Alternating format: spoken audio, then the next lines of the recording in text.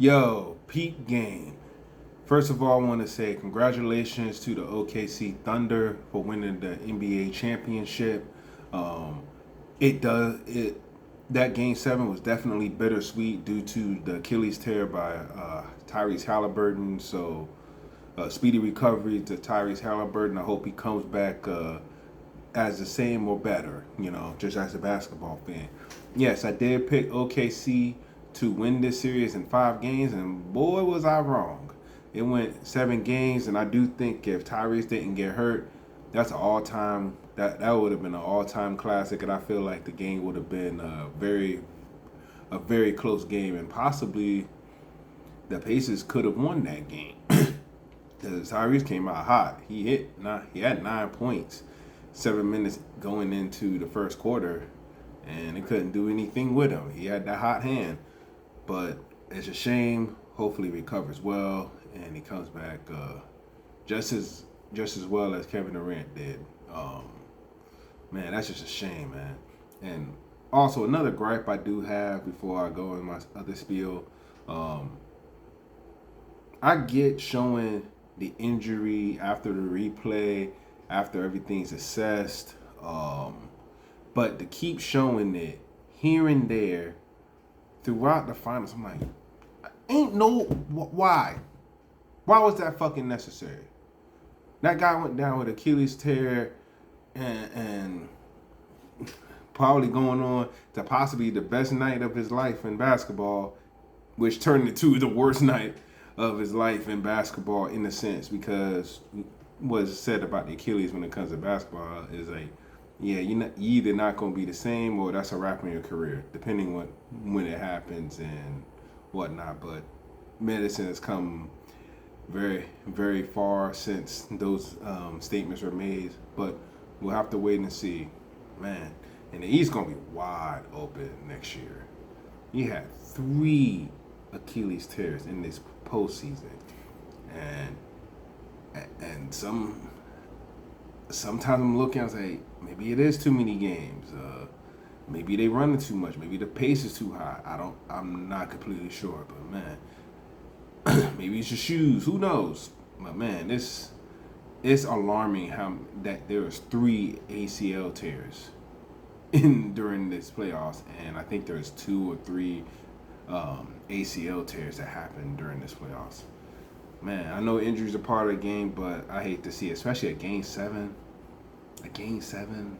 and the guy who got the Achilles tear was balling out of his mind. But man, what a shame.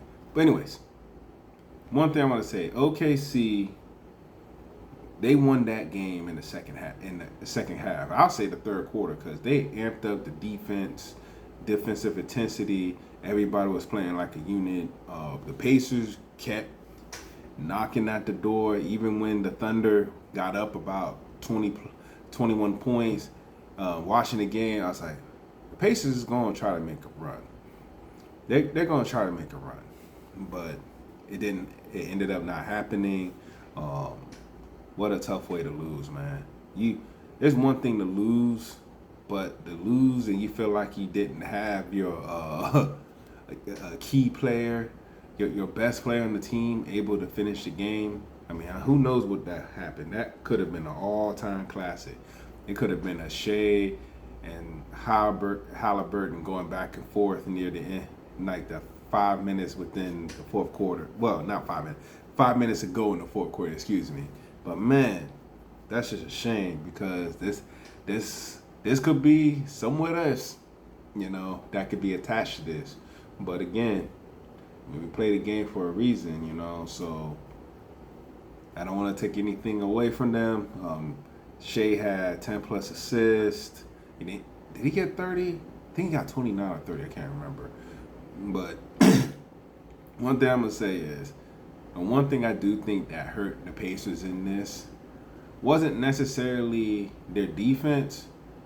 I think it's their offense. The fact that the quote Charles Barkley, he did say they don't run many plays, if any plays at all, for Siakam. And I feel like even with Tyrese Halliburton going down, had they had plays like a solid plays for him, I think they could have made it more interesting. And that spark plug that got off the bench, TJ McConnell, man, that man couldn't miss contested shots, and he was making them, and he was like he was the only bright spot minus some of the turnovers in that third quarter for the excuse me, there's a fly here.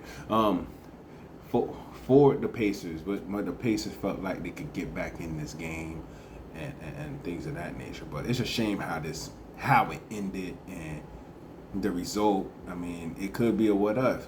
What if Tyrese Halliburton didn't get hurt? But we'll never know. We'll never know. But we can't take anything away from a team that had the best record in the season and only lost to the Eastern Conference teams during the season one time. So, anyways, next season is going to be very interesting. I think the West is absolutely loaded, especially Kevin Durant getting traded to the Rockets, and the Rockets didn't lose much in a sense as far as key players. So, man, next season is going to be very, very interesting. And the East, who knows who's coming out the East? Man, we're going to probably have another Eastern Conference champion next year, But anyways, be easy, everybody. Again, congratulations to the Thunder. Be easy, everybody. Deuces.